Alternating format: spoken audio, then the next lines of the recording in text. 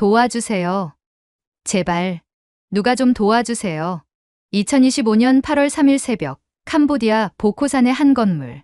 철창 안에서 울부짖는 목소리가 들렸습니다. 영어로, 한국어로, 중국어로. 수십 명의 사람들이 그곳에 갇혀 있었습니다. 그날 밤, 전 세계가 포기한 사람들을 구하기 위해 한국이 움직였습니다. 미국 정부도, 미국 연방수사국도, 중앙정보국도 하지 못한 일을 해냈습니다. 대체 무슨 일이 있었던 걸까요? 지금부터 들려드릴 이야기는 실제로 2025년 여름 캄보디아에서 일어난 기적입니다. 믿기 힘든 이야기지만 모두 사실입니다. 구독과 좋아요, 알림 설정 눌러주시면 다음 감동 스토리를 가장 먼저 받아보실 수 있습니다. 제 이름은 데니스 콜먼입니다. 미국 캘리포니아 출신이고 32살입니다. 저는 컴퓨터 프로그래머로 일하다가 2024년 한국에 왔습니다. 한국 음악과 드라마에 푹 빠진 저는 서울에서 영어 강사로 일하며 한국어를 배우고 있었습니다. 한국에서의 생활은 정말 행복했습니다. 강남역 근처 작은 오피스텔에서 살았고 주말이면 홍대와 이태원을 돌아다니며 한국 친구들을 만났습니다. 김치찌개를 좋아했고 소주도 마실 수 있게 되었습니다. 한국어로 택시 기사님과 대화할 수 있을 정도가 되었을 때는 정말 뿌듯했습니다. 2025년 7월 중순 제 인스타그램에 메시지 하나가 왔습니다. 안녕하세요. 캄보디아 프놈펜에서 컴퓨터 관련 사업을 하는 회사입니다. 영어와 한국어가 가능한 직원을 찾고 있습니다. 월급 500만 원, 숙식 제공, 비자 지원 가능합니다. 솔직히 의심스러웠습니다. 너무 좋은 조건이었거든요. 하지만 회사 홈페이지도 그럴듯했고 회사 소개 자료도 있었습니다. 화상으로 면접까지 했습니다. 우리는 동남아시아 시장을 공략하는 회사입니다. 한국과 미국 시장 경험이 있는 당신 같은 인재가 필요합니다. 저는 모험심이 생겼습니다. 그래, 한번 해보자. 캄보디아도 가보고 새로운 경험도 하고. 7월 25일 저는 프놈펜행 비행기에 올랐습니다. 그게 제 인생 최악의 결정이 될 줄은 몰랐습니다. 공항에서 저를 픽업하러 온 사람들은 친절했습니다. 깔끔한 차량, 정장 차림, 밝은 미소. 콜먼 씨, 환영합니다. 짐 제가 들어드릴게요. 차에 타자 시원한 생수도 건네줬습니다. 하지만 공항을 벗어나 30분쯤 지나자 분위기가 달라졌습니다. 차는 도시를 벗어나 외곽으로 향했습니다. 주변은 점점 황량해졌습니다. 잠깐만요. 여기 회사 방향이 아닌데요? 프놈펜 시내에 있다고 하지 않았나요? 조용히 해. 순식간에 제 핸드폰이 빼앗겼습니다. 여권도 빼앗겼습니다. 차 문이 안에서 잠겼습니다. 제가 문 손잡이를 잡아당겼지만 열리지 않았습니다. 뭐 하는 거예요? 나 미국 시민이라고. 닥쳐. 미국인이든 뭐든 여기선 소용없어. 옆자리에 앉은 남자가 칼을 꺼냈습니다. 진짜 칼이었습니다. 저는 공포에 질렸습니다. 심장이 미친 듯이 뛰었습니다. 손이 떨렸습니다. 차는 계속 달렸고 1시간쯤 지나 어딘지도 모를 건물 앞에 멈췄습니다. 높은 담장으로 둘러싸인 3층짜리 건물이었습니다. 나중에 알았지만 그곳은 보코산 근처의 범죄 단지 웬치라고 불리는 곳이었습니다. 건물 안으로 끌려 들어가자 충격적인 광경이 펼쳐졌습니다. 넓은 사무실에 수십 대의 컴퓨터가 놓여 있었고 수십 명의 사람들이 컴퓨터 앞에 앉아 뭔가를 하고 있었습니다. 무장한 경비원들이 이쪽 저쪽을 감시하고 있었습니다. 창문에는 철창이 쳐져 있었습니다. 출입구마다 잠금 장치가 있었습니다. 여기서 뭐 하는 거예요? 보이스피싱, 사기. 너는 영어 잘하니까 미국 사람들 상대로 일하면 돼. 미쳤어요? 절대 안 해요. 그 순간 뺨을 얻어맞았습니다. 너무 세게 맞아서 귀가 멍멍했습니다. 그리고 팔을 붙잡혀 지하실로 끌려갔습니다. 지하실은 어두웠습니다. 습했습니다. 곰팡이 냄새가 났습니다. 그리고 그곳에는 이미 몇 명이 묶여 있었습니다. 그중 한 명이 한국어로 말했습니다. 저항하지 마세요. 더 맞아요. 여기. 사람 죽은 것도 봤어요. 그 사람은 류진우라는 한국인 청년이었습니다. 24살. 대학을 졸업하고 취업 준비를 하다가 고액 알바 광고를 보고 왔다가 당했다고 했습니다. 미국 대사관에 연락했어요? 제가 떨리는 목소리로 물었습니다. 할 수가 없어요. 핸드폰도 없고. 그리고 경비원들이 24시간 감시해요. 화장실도 허락받아야 가요. 그날 밤 저는 지하실 바닥에서 잤습니다. 아니, 잔 게 아니라 기절하듯 정신을 잃었습니다. 두려움, 분노, 후회가 뒤섞였습니다. 어떻게 이럴 수가 있지? 이건 영화에서나 나오는 일 아닌가? 다음 날부터 지옥 같은 나날이 시작되었습니다. 매일 새벽 6시에 강제로 기상. 밤 12시까지 일. 쉬는 시간은 식사 시간 30분뿐. 화장실도 손을 들고 허락받아야 갈 수 있었습니다. 하루 목표 할당량이 있었는데 채우지 못하면 구타당했습니다. 저는 미국인들을 상대로 데이팅 앱 사기를 해야 했습니다. 가짜 여성 프로필을 만들어 외로운 남성들에게 접근하고 사랑을 속삭이고 결국 돈을 요구하는 일이었습니다.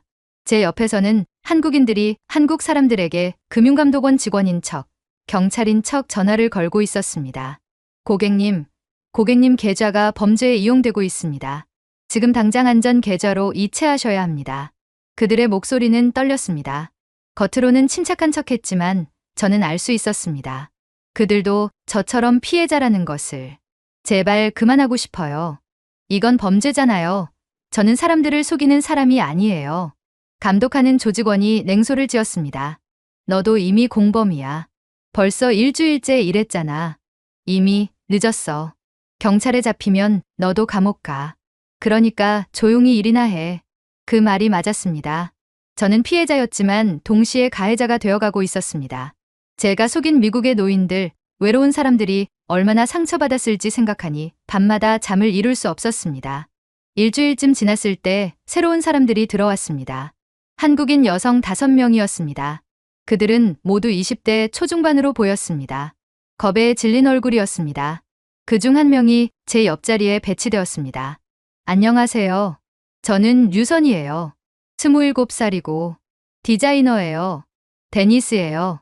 미국에서 왔어요. 여기 어떻게 오셨어요? 선희 씨는 떨리는 목소리로 말했습니다. 인스타그램에서 디자인 아르바이트 광고를 봤다고 합니다. 간판이나 포스터, 명함 같은 거 디자인하면 350만 원을 준다고 했답니다. 단기 계약이고 캄보디아에서 일주일만 일하면 된다고 했답니다. 공항에 도착했는데 마중 나온 사람들이 있었어요. 그런데 차에 타자마자 갑자기 칼을 들이밀고 선희 씨는 울먹였습니다. 저는 그녀의 손을 살짝 잡아줬습니다. 같은 피해자로서 위로할 수밖에 없었습니다. 제 남자친구가 한국에 있어요. 분명 찾고 있을 거예요. 경찰에 신고했을 거예요. 하지만 날이 갈수록 희망은 사라져갔습니다. 진우 씨가 말했습니다. 여기 2달째 갇힌 사람도 있어요. 가족들이 경찰에 신고했대요. 대사관에도 연락했대요. 근데 아무도 안 와요. 캄보디아 경찰은 돈 먹고 이 조직이랑 한패거든요. 저도 비슷한 이야기를 들었습니다. 미국 대사관에 가족들이 신고했지만 상황 파악 중이라는 답변만 받았다고 합니다. 캄보디아 정부가 협조를 안 해서 손을 못 쓴다고 합니다. 아무도 우리를 구하러 오지 않는구나. 그 생각이 들자 절망이 밀려왔습니다. 밤이면 옆방에서 비명 소리가 들렸습니다. 할당량을 채우지 못한 사람들이 고문당하는 소리였습니다. 전기 고문, 물 고문, 구타. 상상도 못할 일들이 벌어지고 있었습니다. 어느 날은 한 중국인 청년이 탈출을 시도했습니다. 그는 화장실 창문을 부수고 뛰어내렸습니다. 하지만 경비원들에게 잡혔습니다. 그 후 우리는 그를 다시 보지 못했습니다. 조직원들이 말했습니다. 도망치면 어떻게 되는지 봤지? 너희도 똑같이 될 거야. 공포가 우리를 지배했습니다. 그러던 중 8월 3일 오전, 기적의 시작이었습니다. 그날 아침 새로 들어온 한국인 청년이 있었습니다. 21살 대학생이었습니다.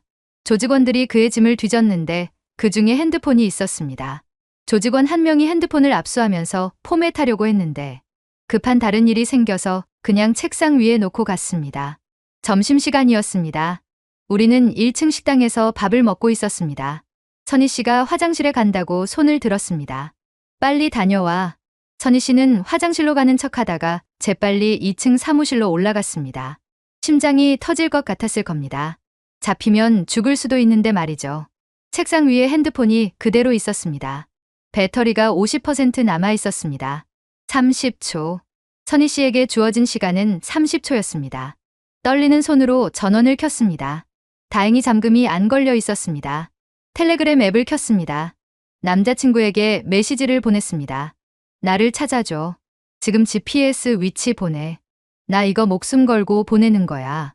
캄보디아 보코산 근처. 건물 안에 한국인 많아. 경찰 안 믿어. 박찬대 의원님한테 연락해봐. 살아서 보자. 그리고 실시간 위치를 공유했습니다. 복도에서 발소리가 들렸습니다. 경비원이 올라오고 있었습니다. 선희 씨는 급히 핸드폰을 원래 자리에 놓고 화장실로 뛰어갔습니다. 화장실 변기에 앉아 숨을 헐떡였습니다. 온몸이 땀으로 젖었습니다. 제발, 제발 전달됐기를. 그 메시지가 우리 모두를 구할 줄은 아무도 몰랐습니다. 한국, 서울. 오후 2시. 선희 씨의 남자친구 김태윤 씨는 회사에서 일하다가 핸드폰을 봤습니다. 텔레그램에 메시지가 와 있었습니다. 나를 찾아줘.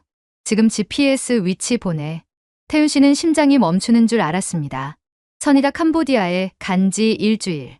그동안 연락이 끊겼었습니다. 경찰에 신고했지만 20세 이상 성인은 실종 신고가 어렵다는 답변만 들었습니다. 태윤 씨는 즉시 선희 씨 아버지에게 전화했습니다.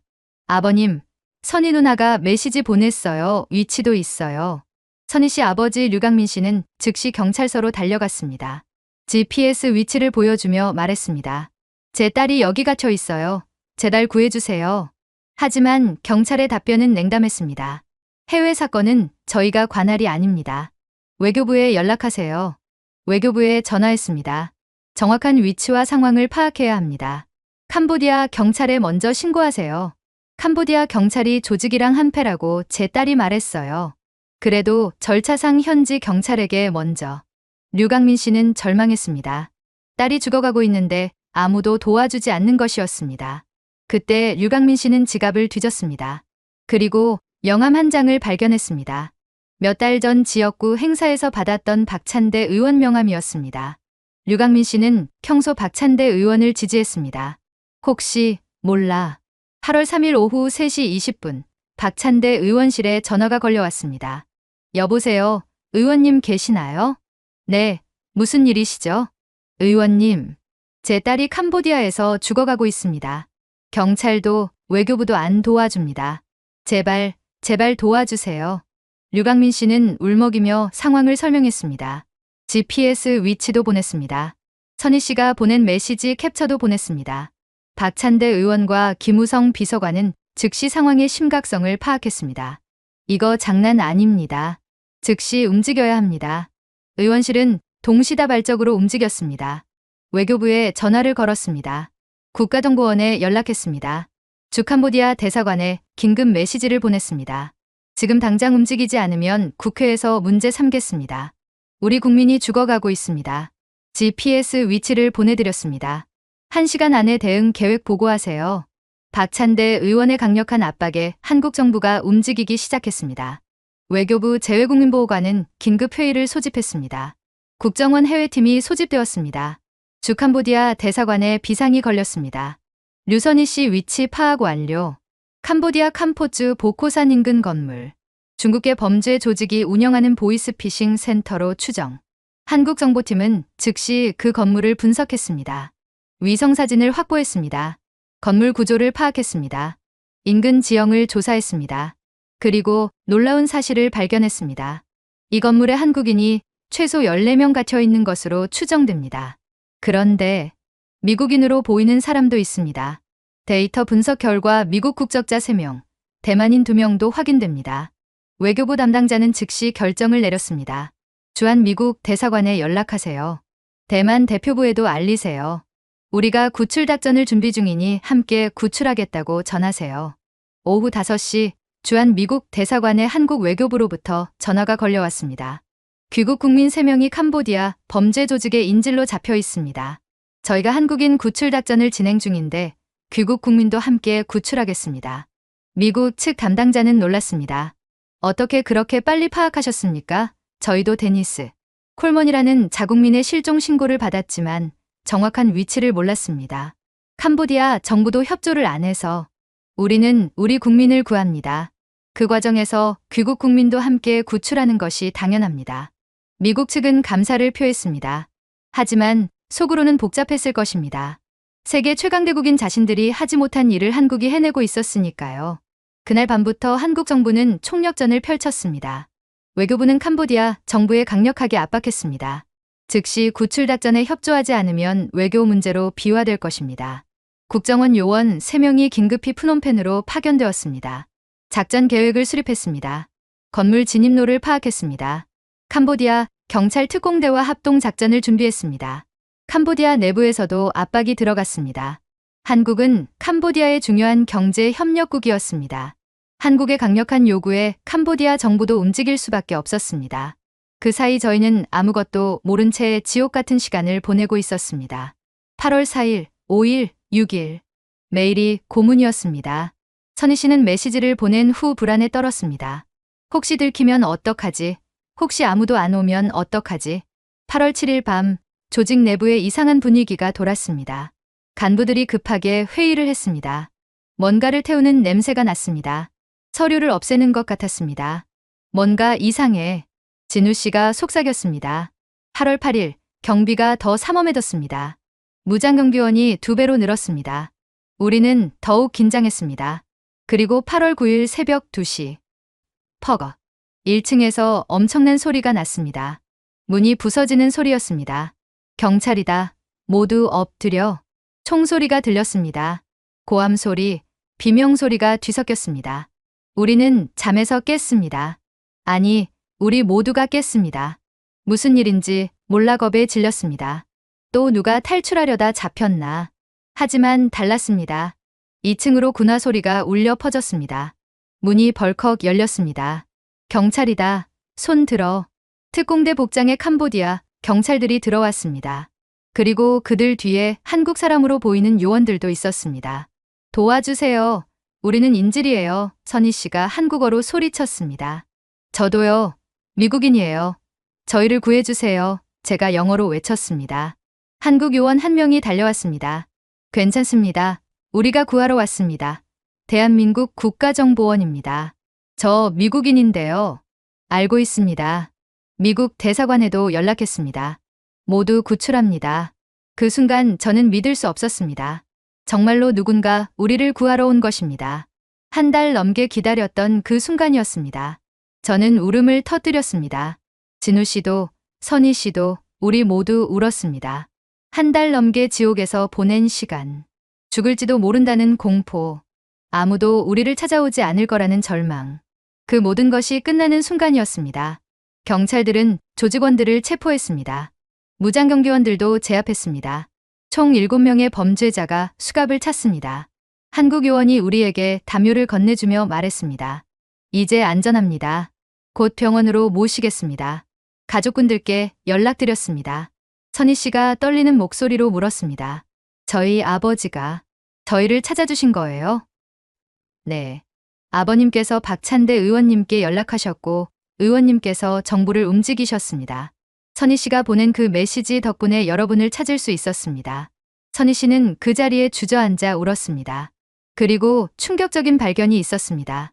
건물 지하를 수색하던 경찰이 변사체 이구를 발견한 것입니다. 탈출을 시도했거나 이를 거부해서 고문당하다 죽은 사람들이었습니다. 저것이 우리의 운명이 될 뻔했구나. 우리는 차량에 태워져 임시 보호시설로 이동했습니다. 새벽 4시쯤 도착했는데 그곳에는 한국 대사관 직원들이 우리를 기다리고 있었습니다. 고생 많으셨습니다. 이제 괜찮습니다. 의료진이 우리의 상처를 치료했습니다. 제 등과 팔에는 구타당한 멍 자국이 가득했습니다. 심리상담사도 배치되었습니다. 통역관이 제 이야기를 들어주었습니다. 미국 대사관 직원도 왔습니다. 50대쯤 되어 보이는 영사였습니다. 콜먼 씨, 무사해서 정말 다행입니다. 한국 정부에 정말 감사해야 합니다. 한국이 저를 구해준 거예요? 네. 한국 정부가 이 작전을 주도했습니다. 한국인을 구출하는 과정에서 당신들도 함께 있다는 것을 파악하고 우리에게 연락해서 함께 구출했습니다. 저는 한국 외교관에게 다가갔습니다. 감사합니다. 정말 감사합니다. 왜 저희까지 구해주신 거예요? 저희는 미국인인데 40대로 보이는 외교관이 피곤한 얼굴로 미소 지으며 말했습니다. 사람이 위험에 처했는데 국적이 무슨 상관입니까? 우리가 구할 수 있으면 다 구하는 게 맞죠. 같은 사람인데요. 그리고 박찬대 의원실 김우성 비서관이 현지로 온 것을 알았습니다. 그는 우리를 만나며 말했습니다. 사실 처음에는 한국인 한 명의 신고로 시작했어요. 류선희 씨 말이죠. 그런데 조사하다 보니 14명의 한국인이 있더라고요. 그리고 미국인 3명, 대만인 2명도 있고요. 그럼 당연히 함께 구해야죠. 국적이 다르다고 버리고 올 수는 없잖아요. 저는 그 순간 깨달았습니다. 왜 제가 한국을 좋아하게 됐는지, 한국이라는 나라가 얼마나 따뜻한 나라인지. 다음 날인 8월 10일, 이 소식이 전 세계로 퍼지기 시작했습니다. 미국 뉴스에서 가장 먼저 보도했습니다. 한국 정부, 캄보디아 범죄 조직에서 미국인 3명 포함 19명 구출. 미국 정부가 몇 주째 해결 못한 문제를 한국이 단 6일 만에 해결. 한국의 신속한 대응, 미국 외교에 부끄러움을 안겨. 영국 BBC도 보도했습니다. 한국, 자국민뿐 아니라 미국인도 함께 구출하는 인도주의적 행보. 뉴욕타임스는 사설을 실었습니다. 작은 나라의 큰 마음 한국의 구출 작전이 워싱턴을 당혹스럽게 만들다. 미국 국무부는 공식 성명을 발표했습니다. 우리는 한국 정부의 신속하고 효과적인 대응에 깊은 감사를 표합니다. 한국의 도움 없이는 우리 국민들을 구출하지 못했을 것입니다. 이번 사건은 한미동맹의 힘을 보여주는 사례입니다. 하지만 미국 언론과 국민들의 반응은 냉정했습니다. 왜 우리 정부는 우리 국민을 구하지 못했나? 한국은 인구 5천만 중견국가인데 미국보다 더 빠르고 효과적이었다. 이건 국력의 문제가 아니라 의지의 문제다. 미국 의회에서도 질책이 나왔습니다. 국무부는 왜 한국보다 뒤처졌는가? 우리가 초강대국 아닌가? 워싱턴 포스트의 한 칼럼니스트는 이렇게 썼습니다. 한국이 보여준 것은 군사력이나 경제 규모가 아니다. 자국민을 진정으로 아끼는 마음이다. 그리고 그 마음을 즉시 행동으로 옮기는 신속성이다. 미국은 초강대국이지만 관료주의와 복잡한 절차에 갇혀 정작 중요한 것을 놓치고 있다. 한국에게서 배워야 한다. 한국 내에서도 반응이 뜨거웠습니다. 포털 사이트 댓글에는 이런 말들이 올라왔습니다. 박찬대 의원님 진짜 일하셨네요. 외교부, 국정원, 의원실이 하나의 팀처럼 움직인 게 감동이다. 이게 진짜 국민을 위한 정부지. 국적 가리지 않고 사람을 구한 게 자랑스럽다. 우리나라가 이렇게 대단한 나라였나. 저는 서울로 돌아왔습니다. 8월 12일 한국 정부가 특별기를 준비해서 우리를 귀환시켰습니다. 인천공항에 도착했을 때 가족들이 기다리고 있었습니다. 선희 씨는 아버지 품에 안겨 한참을 울었습니다. 류강민 씨도 딸을 꼭 안고 울었습니다. 선희야, 미안해. 아빠가 늦게 찾아서 미안해. 아니에요, 아빠. 아빠가 저 찾아주셨잖아요. 살아있잖아요. 저는 혼자였습니다. 부모님은 미국 캘리포니아에 계셨으니까요. 하지만 외롭지 않았습니다. 한국 친구들이 공항에 나와 있었습니다. 데니스, 무사해서 정말 다행이야. 저는 병원에서 일주일간 입원 치료를 받았습니다. 정밀 검사를 받았고 심리 상담도 받았습니다. 한 달 넘게 받은 정신적 트라우마는 쉽게 사라지지 않았습니다. 경찰 조사도 받았습니다. 범죄에 가담했다는 이유로요. 저는 두려웠습니다. 미국으로 추방될까봐, 범죄자가 될까봐.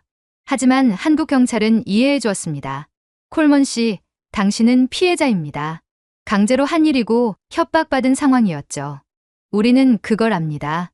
이 조사는 범죄 조직을 처벌하기 위한 거예요. 당신을 처벌하려는 게 아닙니다. 정말요? 저는 사람들을 속였어요. 미국 사람들한테 사기를 쳤어요. 강제로 한 거잖아요. 법은 그런 상황을 고려합니다. 걱정하지 마세요. 저는 안도의 한숨을 쉬었습니다. 미국 대사관에서도 연락이 왔습니다. 콜먼 씨, 귀국하시겠습니까? 비행기 표를 준비해드리겠습니다. 아니요. 저는 한국에 남고 싶습니다. 이유를 물어도 될까요? 여기가 제가 안전하다고 느끼는 곳이에요. 한국이 저를 구해줬어요. 미국 정부가 아니라요. 저는 이제 한국을 제 집처럼 생각해요. 그 말에 영사는 한참 침묵했습니다. 그리고 말했습니다. 알겠습니다. 좋은 결정이라고 생각합니다. 한국은 정말 대단한 나라네요. 9월 2일 박찬대 의원은 유튜브와 페이스북을 통해 이 사건의 전말을 공개했습니다. 이재명 정부와 함께 캄보디아에 납치된 국민을 구했습니다. 영상에는 선희 씨 아버지가 등장했습니다. 의원님이 아니었으면 제 딸은 죽었을 겁니다. 경찰도 외교부도 처음에는 안 도와줬어요. 절차가 어렵다. 본인이 직접 신고해야 한다. 그런 말만 들었어요. 그런데 의원님께 전화 한 통 드렸더니 6시간 만에 모든 게 움직였어요. 그리고 우리 딸뿐 아니라 그 딸과 함께 있던 미국인 친구들, 대만인 친구들까지 모두 구해주셨어요. 정말 자랑스럽습니다. 저도 영상 인터뷰에 참여했습니다. 저는 미국인입니다. 제 나라 정부는 저를 구하지 못했어요.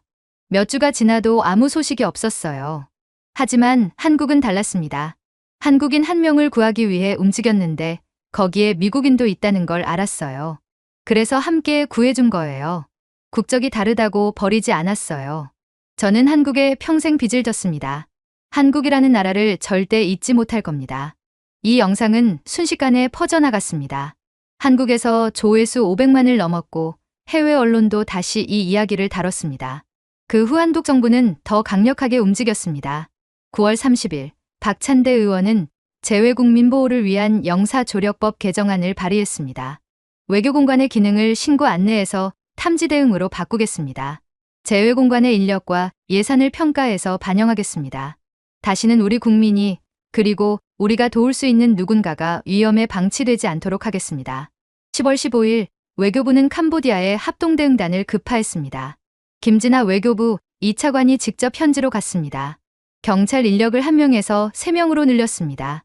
한국인 범죄전담부서인 코리안 데스크를 현지에 설치했습니다. 10월 18일 캄보디아에서 64명의 한국인이 전세기로 송환되었습니다. 범죄 조직에 가담했던 사람들이었지만 대부분 저처럼 속아서 끌려간 피해자이기도 했습니다. 그리고 계속해서 구출 작전이 진행되었습니다. 8월부터 10월까지 수백 명이 구출되었습니다. 한국인뿐 아니라 다른 나라 사람들도 포함되어 있었습니다. 세계는 한국을 다시 보기 시작했습니다. 저는 10월 말 박찬대 의원실을 직접 방문했습니다. 선희 씨와 진우 씨, 그리고 선희 씨 아버지도 함께였습니다. 의원실은 여의도에 있었습니다. 사무실에 들어가자 박찬대 의원과 김우성 비서관이 우리를 반갑게 맞아주었습니다. 모두 건강해 보이니 다행이네요. 선희 씨 아버지가 깊게 고개 숙여 인사했습니다. 의원님, 정말 감사합니다. 의원님이 아니었으면 제 딸은 죽었을 겁니다. 아니에요. 제가 한 일은 전화 몇 통 건 거예요. 실제로 구출 작전을 한 건 외교부, 국정원, 현지 경찰이죠. 그리고 무엇보다 선희 씨가 용감하게 메시지를 보냈기 때문에 가능했습니다. 저는 서툰 한국어로 말했습니다. 의원님, 저는 미국 사람이에요. 그런데 의원님이 저까지 구해주셨어요. 정말 감사합니다. 박찬대 의원이 미소 지으며 말했습니다. 우리는 한국인을 구하러 갔어요. 하지만 그곳에 다른 나라 사람들도 있다는 걸 알았을 때 당연히 함께 구해야 한다고 생각했죠. 그게 사람이 할 일 아닙니까? 국적이 뭐가 중요해요. 사람이 위험에 처했는데 말이죠. 그 말을 들으니 또 눈물이 났습니다. 우리는 1시간 넘게 이야기를 나눴습니다. 그리고 함께 사진도 찍었습니다. 그 사진은 나중에 의원님 SNS에 올라갔고 또 화제가 되었습니다. 저는 이 이야기를 제 유튜브 채널에 올렸습니다. 미국이 못했을 때 한국이 저를 구해준 이야기. 영상에서 저는 솔직하게 말했습니다. 저는 미국인으로 태어난 것을 자랑스러워했습니다. 미국은 세계 최강대국이니까요. 하지만 제가 위험에 처했을 때 미국은 저를 구하지 못했어요. 캄보디아 정부와 협상이 어렵다, 절차가 복잡하다, 그런 이유였죠. 한 달 넘게 기다렸지만 아무 일도 일어나지 않았어요. 하지만 한국은 달랐습니다. 한국인 한 명의 가족이 도움을 요청했고 한국 국회의원이 움직였고 6시간 만에 정부가 총동원되었습니다. 그리고 6일 만에 구출 작전이 성공했습니다. 그 과정에서 한국은 미국인인 저희도 함께 구했습니다. 이게 진짜 선진국이구나 싶었습니다. 국민을 진정으로 아끼는 나라, 그리고 그 사랑이 국적을 가리지 않는 나라. 저는 이제 한국을 제2의 고향으로 생각합니다. 한국에서 계속 살 겁니다. 왜냐하면 한국은 저를 지켜줄 거라고 믿기 때문입니다. 이 영상은 전 세계에서 1천만 뷰를 넘었습니다. 미국, 유럽, 동남아시아, 심지어 아프리카에서도 사람들이 봤습니다. 댓글에는 이런 말들이 달렸습니다. 한국에 가고 싶다. 한국은 진짜 선진국이구나. 우리나라도 한국처럼 했으면 좋겠다. 한국은 작은 나라지만 큰 마음을 가진 나라다. 미국 댓글 중에 가슴 아픈 것도 있었습니다. 우리 정부가 부끄럽다. 한국한테 배워야 한다. 한국 인구가 5천만인데 미국보다 더 효율적이네. 이게 진짜 국가의 역할이지. 11월 초 저는 미국 CNN과 인터뷰를 했습니다. 그들이 한국까지 와서 취재했습니다. 콜먼 씨, 미국 정부에 대해 어떻게 생각하십니까? 실망했습니다. 솔직히 말하면요. 저는 미국 시민입니다. 세금도 냅니다. 투표도 합니다. 하지만 제가 위험에 처했을 때 제 나라는 저를 구하지 못했어요. 한국이 더 효율적이었다고 생각하십니까? 효율성의 문제가 아닙니다. 의지의 문제입니다. 한국은 국민을 구하겠다는 의지가 확실했어요. 절차가 복잡하든 외교적으로 어렵든 일단 구하고 보자는 거였죠. 미국은 절차를 먼저 생각했어요. 그 사이에 사람들은 죽어가고 있었는데 말이죠. 이 인터뷰는 미국 전역에 방송되었고 논쟁을 일으켰습니다. 12월, 저는 완전히 회복했습니다. 다시 영어 강사 일을 시작했습니다. 하지만 예전과는 달랐습니다. 저는 이제 한국을 더 사랑하게 되었고 한국어도 더 열심히 공부하게 되었습니다. 선희 씨와는 여전히 가끔 만납니다. 우리는 생존자 모임을 만들었습니다. 캄보디아에서 함께 갇혀 있던 14명의 한국인과 3명의 미국인, 2명의 대만인이 한 달에 한 번씩 만나 이야기를 나눕니다. 트라우마를 함께 극복하고 서로를 위로하고 새로운 삶을 응원합니다. 진우 씨는 말합니다. 우리는 운이 좋았어요.